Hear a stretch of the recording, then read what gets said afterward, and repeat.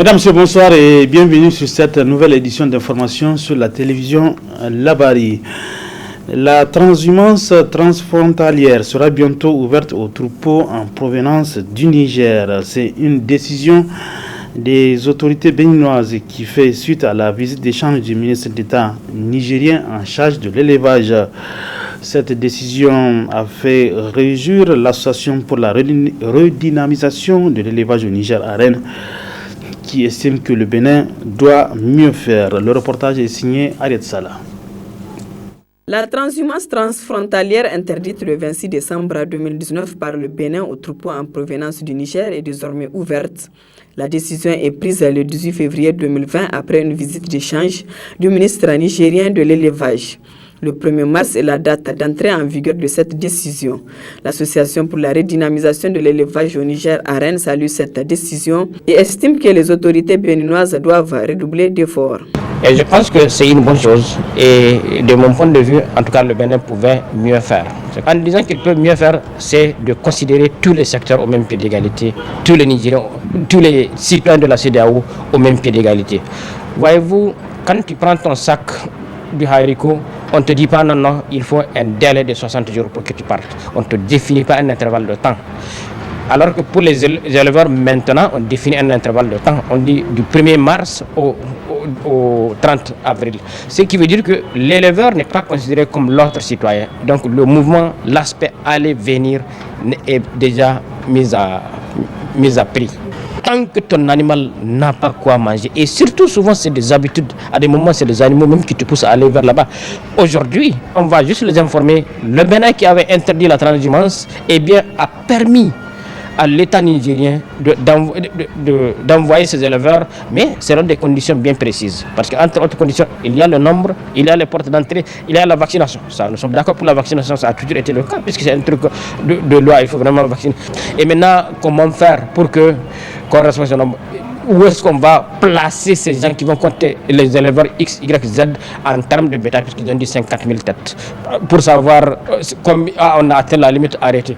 Haruna Abarchi, expert pastoraliste, demande aux autorités nigériennes de revoir leur copie de la gestion de l'élevage dans notre pays. Ce que nous voulons, c'est surtout que l'État du Niger fasse un effort, et fasse des efforts d'ailleurs, pour disponibiliser les aliments bétail.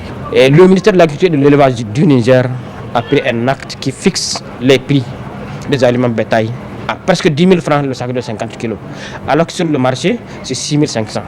Voyez-vous, ça, c'est pas en tout cas des choses qui favorisent le secteur, qui soutiennent. Ça montre véritablement que le secteur ne constitue pas en tout cas une priorité pour ce ministère-là. Parce qu'au lieu de subventionner, on rend plus cher. Aujourd'hui, l'aliment bétail est rattaché à la CAIMA. La CAIMA, c'est la centrale d'approvisionnement, etc. que vous connaissez là. Et voyez-vous, là-bas, c'est les agents de l'agriculture. C'est des gens qui réfléchissent seulement en agriculture végétale. Ce qui veut dire que les spécificités de l'élevage sont mises, puisqu'ils ne les maîtrisent pas. Les autorités béninoises et nigériennes s'engagent à impliquer davantage les organisations de producteurs dans la gestion de la transhumance. Le SNEX a, comme vous le savez, reconduit son mot d'ordre de grève. Pendant ce temps, les étudiants s'inquiètent de la situation académique en cours. À ce sujet, je propose de suivre la réaction de quelques-uns. On les écoute. Nous sommes en train de voir des notes, n'est-ce pas, de ce même syndicat qui va considérer les semestres impairs. Ça veut dire que le moment observé de grève comme étant des moments où on a exécuté des cours, des examens, donc on ne peut plus revenir là-dessus. C'est d'interpeller le gouvernement d'abord, de prendre ses responsabilités. Ensuite, le SNEX, aujourd'hui ici on dit que le gouvernement a refusé de satisfaire et que le SNEX a accepté d'absorber, n'est-ce pas, les semestres impairs. Je crois que nous allons tous redoubler. C'est décourageant, vraiment. Nous sommes aujourd'hui peut-être à presque 1 mois et quelques jours de grève. Et vraiment, ça ne va pas. Ça ne va pas du tout. Puisque, regardez voir aujourd'hui, nous sommes en retard. Même s'il n'y a pas la grève, nous sommes en retard à plus forte raison avec la grève. Maintenant, moi je ne peux rien dire si ce n'est pas lancer un appel à nos enseignants chercheurs et au gouvernement d'essayer d'avoir un consensus entre eux, vraiment. les semestres impairs comme fait, vraiment ça va nous blesser, ça va nous remettre encore en arrière. Et pour passer rapidement, moi je ne vois pas le problème du SNEX. Parce que ce n'est pas le SNEX qui nous a dit de venir étudier ici, c'est le gouvernement en tant que tel avec lequel nous avons signé un contrat social. Donc aussi l'éducation, comme l'eau et l'électricité sont des services publics de l'État, tout comme l'éducation, on ne peut pas couper pendant un mois l'éducation. C'est un service public, on a fait ça à la fac de droit. Il y a le principe de l'adaptation du service public, de la continuité. N'est-ce pas? Nous interpellons l'État de respecter ses engagements, de respecter nous-mêmes, parce qu'on ne peut pas continuer dans ce sens. J'appelle l'État et les enseignants-chercheurs de s'asseoir et de voir ce qu'ils peuvent faire pour nos études, vraiment. Puisque nos années sont en train de partir. Imaginez, tu vas faire combien d'années pour la première année seulement. C'est pas du tout bon. Et un enseignant, on nous a programmé un cours de 10h à 13h. Il est venu à la fac, je l'ai appelé plusieurs fois, délégué, j'arrive, mais jusqu'à présent, rien n'a été fait. Il faudrait que l'État, et le SNEX, et la population puissent comprendre que l'éducation, c'est un droit constitutionnel. Nous, tout ce que nous demandons, c'est de retourner à l'école. L'État, ils sont là pour le peuple. Le pouvoir appartient au peuple. Et le peuple les a donné cette mission. Et le SNEX a été engagé aussi par le peuple via l'État. Donc je pense que nous, tout ce que nous demandons, c'est de retourner à l'école. Que vraiment le gouvernement crée toutes les conditions. Parce que nous, on a créé les conditions pour qu'ils s'entendent. Mais maintenant, tout ce qu'on demande, nous, c'est de retourner à l'école. La suite de cette édition d'information avec le début ce matin de la semaine scientifique, culturelle et sportive de l'étudiant de l'EMIG. Le lancement a eu lieu au sein de la dite école en présence de plusieurs invités des étudiants. Abdelrazak Léo pour le compte-rendu. Entrepreneuriat chez les jeunes, quelle contribution pour l'émergence du Niger? C'est sous ce thème que se tiendra cette 6e édition de la rentrée solennelle couplée à la semaine scientifique, culturelle et sportive de l'EMIG. La 6e édition de la semaine scientifique, culturelle et sportive intervient dans un contexte où le monde vit dans une psychose engendrée par le coronavirus qui sévit actuellement en Chine et plus précisément dans la région de Wuhan et la sortie du Royaume-Uni de l'Union européenne appelée Brexit le 31 janvier dernier. Au Sahel, les populations vivent dans une insécurité engendrée par les attaques répétitives des forces du mal constituées en groupes terroristes et bandits armés qui troublent la quiétude des paisibles citoyens. L'entrepreneuriat des jeunes, quelle contribution pour l'émergence du Niger a été retenue comme thème de cette 6e édition de la semaine scientifique, culturelle et sportive de l'œuvre de l'EMIG pour sensibiliser la jeunesse qui constitue la frange importante de la population en général et les jeunes techniciens supérieurs ingénieurs de l'EMIG en particulier qui constitue un véritable grenier intarissable d'idées innovantes pour qu'il ait le sens de l'entrepreneuriat. L'EMIG, cette école des mines, de l'industrie et de la géologie, accueille plusieurs étudiants de la sous-région.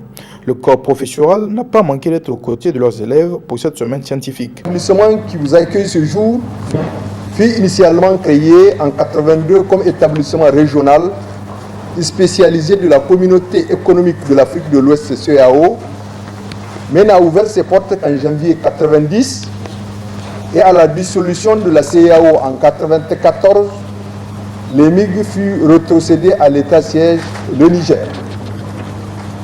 Actuellement, l'EMIG est un établissement public à caractère scientifique, culturel et technique. La visite guidée qui fera suite aux différentes allocutions vous donneront l'occasion d'apprécier les potentialités techniques de l'école.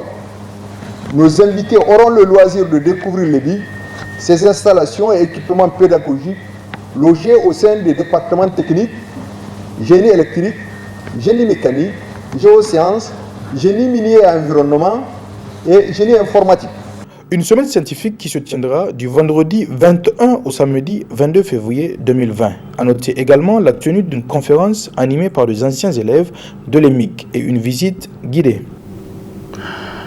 Hajj 2020, l'agence Ambali Voyage affûte ses armes pour un Hajj réussi à ses pèlerins avec des innovations. D'autres précisions dans ce sujet. Quartier Terminus, immeuble G de la Sonussi, siège de l'agence Ambali Voyage. À l'intérieur, les préparatifs de la Umrah édition 2020 sont au stade de finition. l'agence de l'honorable Bachir Haruna Ambali est déjà sur la ligne de départ. Dans le cadre de la Oumara, nous organisons deux sortes de Oumara. Il y a d'abord la Oumara famille, dont le départ est prévu pour le 19 mars et le retour le 1er avril. Il y a ensuite la Oumara Ramadan.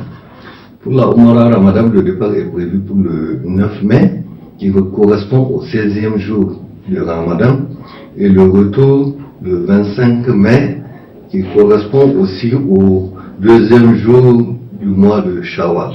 La formation des pèlerins a déjà commencé depuis le 1er février et se déroule avec un accent particulier. Sans être trop flatteur, je pense que au niveau de la formation, nous sommes les seuls à débuter la formation. Et cette formation a débuté depuis le 1er février. Et elle va se poursuivre, Inch'Allah, jusqu'à quelques jours du départ pour le pèlerinage. La particularité de Hambali Voyage, non seulement nous nous occupons de nos pèlerins, et également nos portes sont grandement ouvertes à tous les pèlerins du Niger qui veulent aller se faire former. C'est une agence, c'est normal, mais nous faisons de la formation pour tous les Nigériens. La bonne nouvelle, Hambali Voyage est désormais agréé par l'Agence internationale du transport aérien IATA et pas seulement.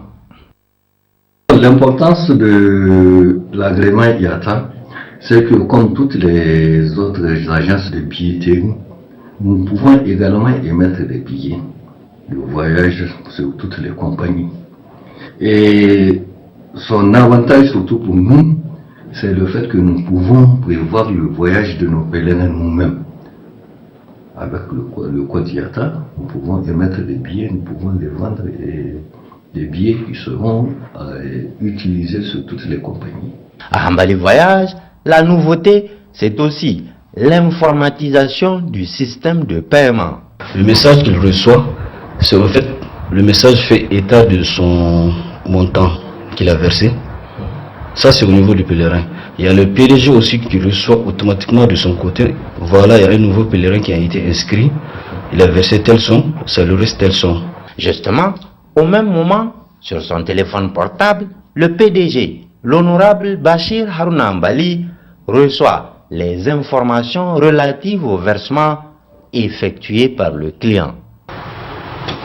Comme toujours, Hambali Voyage, c'est une longueur d'avance dans son domaine de compétences, le Hajj et la Umrah.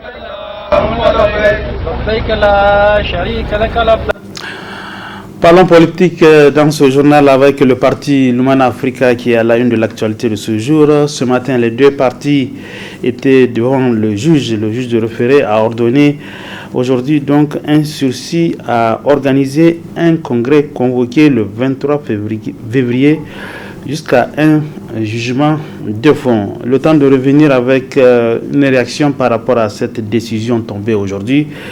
Et retenez que la coordination régionale du MODEM FA Lumana Africa de Dosso a rendu public hier une déclaration dans la cité de Koy. Elle est relative à l'association qui prévaut au sein du parti. Le compte rendu avec nos envoyés spéciaux Ismaël Moumouni et Ibrahim Abdou. Accusés d'être le responsable de la situation dans laquelle végète leur parti, les militants du MODEM FA Lumana invitent le ministre de l'Intérieur à ne pas s'ingérer dans leurs affaires au risque de les croiser sur son chemin. La coordination régionale de MODEM FA Lumana de Dosso apporte son soutien. Indéfectible au bureau politique national du MODEM FA Lumana Africa dans son combat contre les forces déstabilisatrices de notre parti.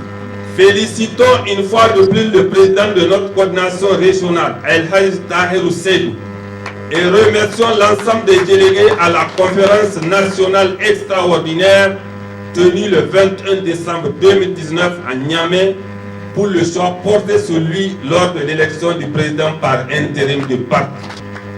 Disons aux forces du mal qu'aucune manœuvre malveillante ne saurait entamer notre morale et notre engagement derrière son excellence Hamamadou. Et nous leur apprenons que nous sommes prêts à supporter, En conséquence, l'ultime sacrifice pour la défense de la cause du modèle Lumana africain. S'agissant du congrès qui va se tenir le dimanche prochain, la coordination régionale de Modern Fall Lumana de Dosso rétorque que les délégués statutaires du congrès, militants de la coordination régionale de Dosso, ici présents, ne sont ni de près ni de loin associés à l'organisation future d'un quelconque congrès à Dosso et réaffirmons leur pleine et entière adhésion aux décisions du bureau politique national sous l'égide du président par intérim Al-Hajj Tahirou Seydou. Demandons au bureau politique national de prendre les dispositions idoines en vue de contrecarrer les élans divisionnistes de Noma Oumar et ses commanditaires. Faisons le serment solennel de rester unis autour des idéaux du parti moderne F-Lumana Africa et œuvrons à l'unisson contre toute velléité divisionniste de notre grand parti d'où qu'elle vienne. La coordination dit porter plainte contre tout celui qui assiste au congrès de Dosso et qui se substitue à un délégué alors qu'il n'est pas mandaté. La coordination a également imploré Dieu pour qu'il descende la paix et la sérénité au Niger. Par rapport à cette décision de justice tombée aujourd'hui, retenez que la coordination régionale du parti moderne F-Lumana de Tillabéri a rendu publique une déclaration cet après-midi à Liboré, une déclaration sur la vie du parti et sur la situation sécuritaire qui prévaut dans notre pays en général et dans la région. Les militants de toute la région se sont retrouvés à cette occasion. Étaient présents à cette déclaration toutes les 13 coordinations départementales et communales de la région de Tillabéri, les structures de jeunes et celles de femmes et tous les députés de la région, hormis Issouf Isaka. Ils se sont tous réunis à Liboré pour soutenir d'abord Hama Amadou, mais aussi fustiger la tentative de déstabilisation du parti. Le bureau de la coordination régionale du Modern Fall Lumana Africa de Tillabéri tient tout d'abord à exprimer sa loyauté, sa fidélité, sa solidarité et tout son soutien à son Excellence Hama Amadou suite aux épreuves multiples et multiformes qu'il endure. Le bureau prie Allah le Tout-Puissant, le Miséricordieux, de l'assister dans ces épreuves. Le bureau se réjouit également de la bonne tenue de la conférence nationale extraordinaire du 21 décembre 2019. Le bureau de la coordination régionale de Modern Fall Lumana Africa de Tillabéri dénonce avec la plus grande fermeté cette émission du ministère de l'Intérieur, de la Sécurité publique, de la décentralisation et des affaires coutumières et religieuses dans le traitement des questions qui relèvent de la gestion interne de notre parti, rigoureusement régie par la charte des partis politiques et les textes fondamentaux que nous nous sommes souverainement donnés. Le bureau de la coordination régionale du Modern Fall Lumana Africa de Tillabéri rappelle au ministre de l'Intérieur, de la Sécurité publique, de la décentralisation et des affaires coutumières et religieuses que la décision relative à la démission d'office de Sieur Noma a été notifiée à l'intéressé par voie d'huissier. Et de la date de notification à ce jour, le Sieur Noma n'a exercé aucun recours en dépit des dispositions pertinentes de l'article 138 des statuts de notre parti. La coordination régionale de Tillabéri s'est également prononcée sur la situation sécuritaire préoccupante qui prévaut dans cette région. Exprime sa profonde préoccupation par rapport à la situation sécuritaire, mais aussi la détérioration continue de la situation humanitaire dans certaines régions de notre pays, dont celle de Tillabéri. C'est l'occasion pour le bureau de déplorer et condamner avec la plus grande fermeté la fréquence des attaques meurtrières perpétrées par les forces du mal et le nombre de plus en plus important de victimes enregistrées tant dans les rangs de nos vaillantes forces de défense et de sécurité que ceux de la population civile. Le bureau de la coordination régionale du Modern Falumana Africa de Tillabéri salue la mémoire de tous les vaillants fils tombés sur le champ d'honneur, souhaite un prompt rétablissement aux blessés et présente ses condoléances les plus attristées et sa compassion aux familles endeuillées. Seul absent à ce grand rendez-vous, le président de la dite coordination, le député Issouf Issaka, c'est le vice-président, également président de la coordination de Kolo, c'est le Tahir Miyagi, assurant l'intérim du président qui a présidé la rencontre. Et cette brève retenait que dans le cadre des engagements pris à Pau en France le 13 janvier dernier, au terme du sommet sur la sécurité au Sahel, les forces de défense et de sécurité du Niger, appuyées par leurs partenaires notamment Barkhane, ont mené une offensive contre les groupes terroristes opérant tout au long des frontières nigéro-maliennes. Le 20 février, le bilan fait état de 120 terroristes neutralisés, une dizaine de motos détruites et plusieurs autres objets endommagés. Côté FDS, aucun dégât enregistré. Et c'est par cette brève que prend fin cette édition d'information. Mesdames, Messieurs, merci à vous de l'avoir suivi. Bon début de week-end à tous. Bonsoir.